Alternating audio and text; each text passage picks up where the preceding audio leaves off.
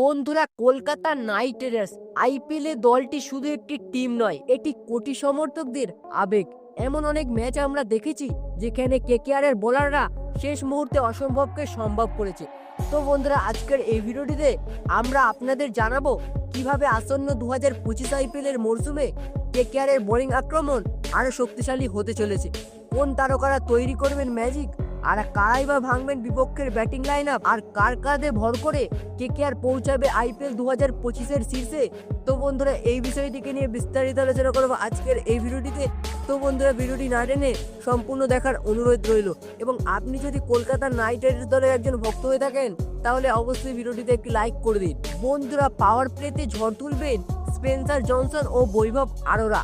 KKR এর পাওয়ার প্লের পরিকল্পনার কেন্দ্রে রয়েছেন বাঁহাতি অজি পেসার স্পেন্সার জনসন। পাকিস্তানের বিপক্ষে অসাধারণ পারফরমেন্স দিয়ে তিনি প্রমাণ করেছেন বিপক্ষের ব্যাটারদের জন্য তিনি বড় হুমকি।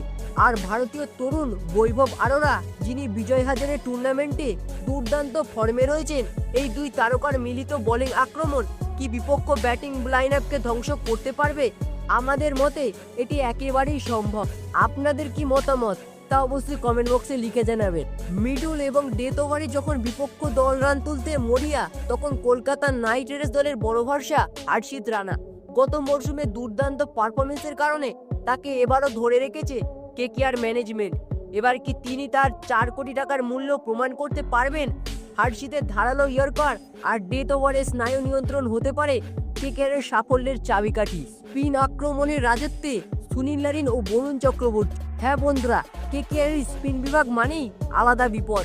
সুনীল নারিন ও বরুণ চক্রবর্তী, এই দুই জাদুকরী স্পিনার বিপক্ষর ব্যাটিং লাইন আপকে করতে পারেন ধরাশায়ী। গত মরশুমে নারিন নিয়েছিলেন 17টি উইকেট আর বরুণ চক্রবর্তী নিয়েছিলেন 21টি উইকেট। এবার তাদের জুটি কিভাবে চমক দেখাবে সেটা দেখার জন্য অধীর আগ্রহে অপেক্ষা করছেন কলকাতা নাইট রাইডার্সের সমর্থকরা। অন্যদিকে বোলার হিসেবে কামাল দেখাতে পারেন আন্দ্রে রাসেল। হ্যাঁ বন্ধুরা, চতুর্থ পেসার হিসেবে এবারও কেকেআর দলে গুরুত্বপূর্ণ ভূমিকা পালন করবেন আন্দ্রে রাসেল। যদিও তিনি মূলত অলরাউন্ডার, তবে বোলিংয়ে তার আক্রমণের মনোভাব সবসময় বিপক্ষের জন্য বড় চ্যালেঞ্জ।